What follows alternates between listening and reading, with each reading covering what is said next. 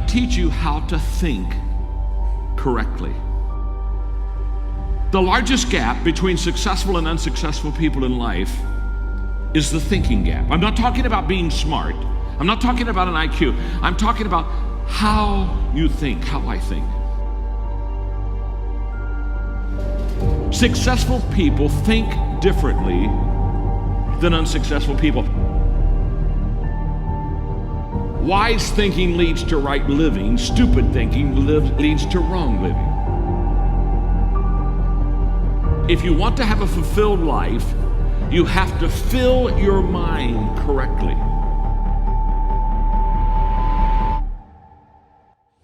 Right now, you need to focus on today.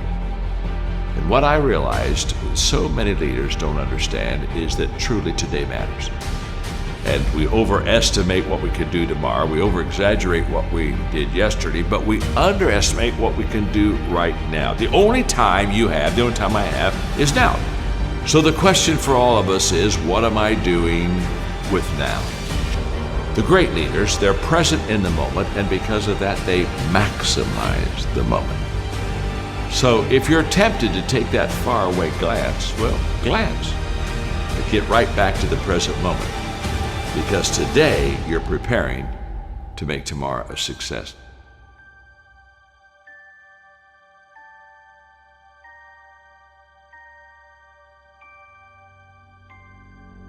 Well, we all want to be motivated, and yet so many times we fail to find the secret of motivation, and so let me give it to you quickly. Just do it. Motivation is not the cause of action, it's the byproduct of action. There's a lot of difference. If I think motivation is the cause of my action, then I'm going to wait to be motivated before I do something. But if I realize it's the byproduct of my action, then I'll start doing something. And then guess what? Motivation will come up and zap you, and all of a sudden you feel good and you're glad you're doing it. And you're saying, wow, this is truly wonderful. So let it be the byproduct of your life. Don't let it be the foundation for the actions that you take in your life. Nothing comes to you until you commit yourself. Nothing comes to you if you're just going to try, but you're not committed. Nothing comes to you if you're just thinking about it.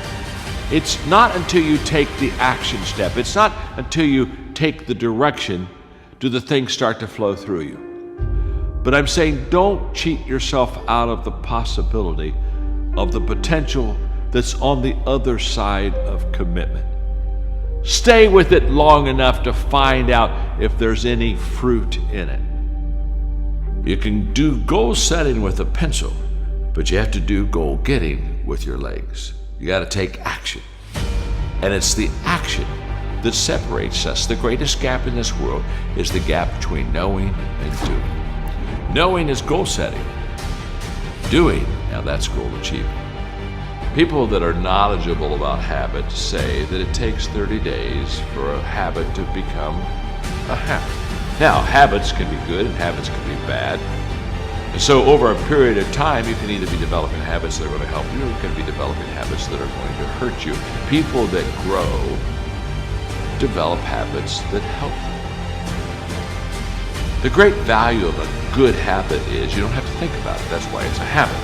In other words, once you begin to, over days and times and periods, begin to practice something that's good, after a while it becomes automatic to you. It becomes who you are. In fact, I always tell people, practice a good habit long enough to make it yours. And once it's yours, now it's automatic. Every day, you'll do what you should do. Often I have the expression that everything worthwhile is uphill. That's a fact. You've never heard someone talk about accidental achievements. You've never heard someone that got to the top of the mountain and somebody asked them, how did you get there? Kind of look confused and say, I have no idea.